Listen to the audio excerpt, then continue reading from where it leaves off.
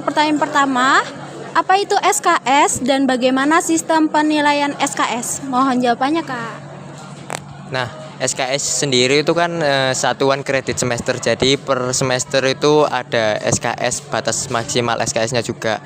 Nah, untuk penilaian SKS-nya itu misal ada abjad penilaian A, B, amin gitu kan. Nah, itu nanti dikalikan sama jumlah SKS-nya. Misal A itu 4, terus jumlah SKS matkul itu 3 gitu. Jadi 4 kali 3. Ya udah. Baik, terima kasih. Untuk pertanyaan pertama udah jawab ya. Untuk pertanyaan kedua ya Kak, apa sih PJ Matkul itu dan fungsi dari PJ Matkul itu sendiri apa ya? Nah, PJ Matkul sendiri itu penanggung jawab mata kuliah ya. Fungsinya ya untuk koordinasi antara mahasiswa dengan dosennya untuk seperti tugas, terus waktu perkuliahan, macam-macam dah. Pokoknya yang bertanggung jawab atas mata kuliah tersebut dari dosen dan kepada mahasiswa.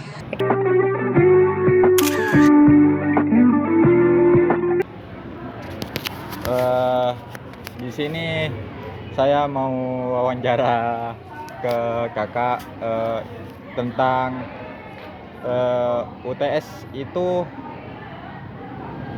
setiap semester itu ada berapa ya Kak?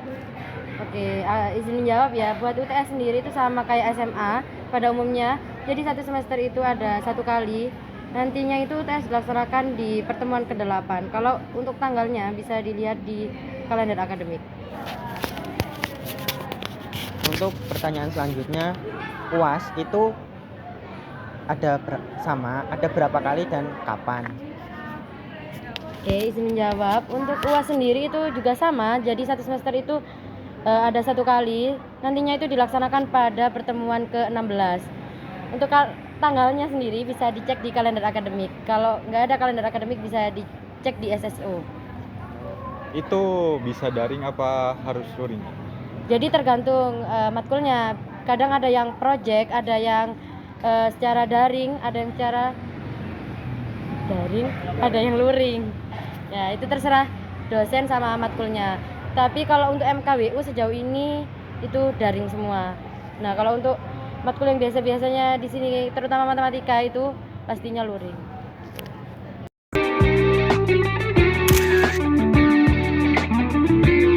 Mau tanya dong Kak, apa aja sih yang perlu dipersiapkan saat mau mengikuti UKM?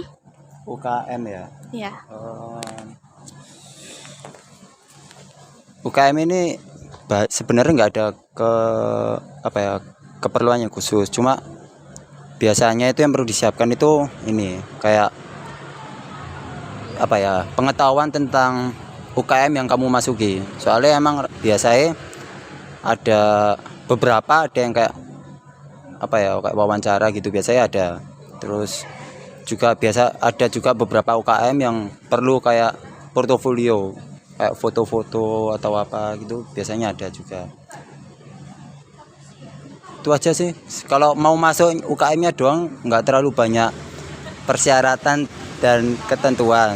Cuma kalau mau masuk ke pengurusannya biasanya itu yang agak banyak.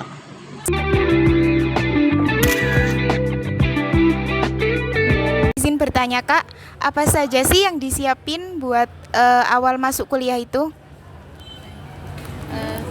Dan pertanyaannya tadi kan apa yang dipersiapkan untuk kuliah ya. Menurut saya yang dipersiapkan itu yang pertama itu mental.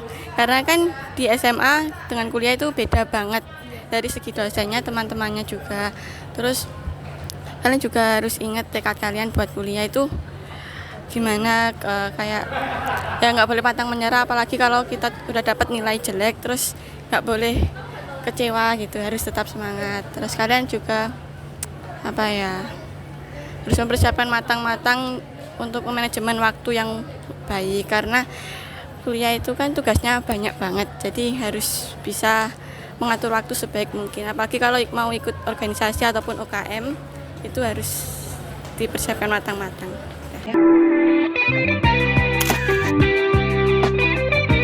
Apa yang harus dipersiapkan saat hendak bergabung di organisasi? Oke, jadi kalau ditanya tentang persiapan, pasti kita mempersiapkan diri.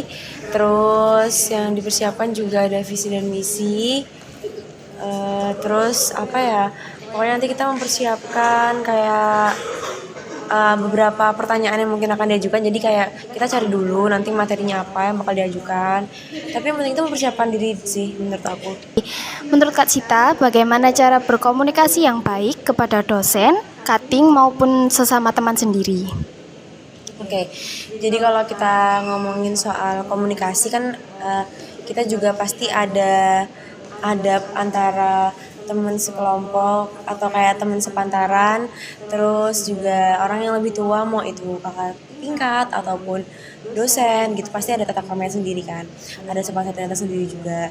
Nah kalau misalnya ke dosen itu yang pertama kita harus tahu jam berapa. Misalnya nih kita ngomongin yang online dulu aja ya, misalnya kita mau ngechat itu udah ada jamnya, jam berapa sampai jam berapa. Biasanya tuh di jam kerja sekitar jam 7 kalau sampai jam 4 sore kalau nggak salah, seingat aku.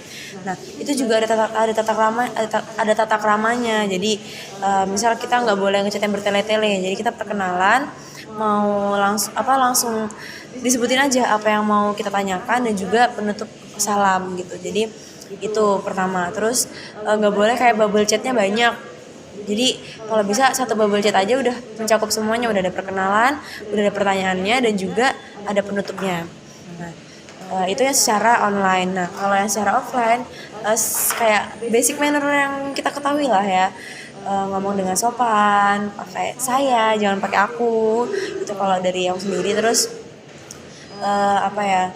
lebih sopan juga, misal kayak ada dosen lewat kita nunduk gitu. Ngomongnya juga kalau bisa tuh, tahu nggak sih teknik ngomong sambil senyum?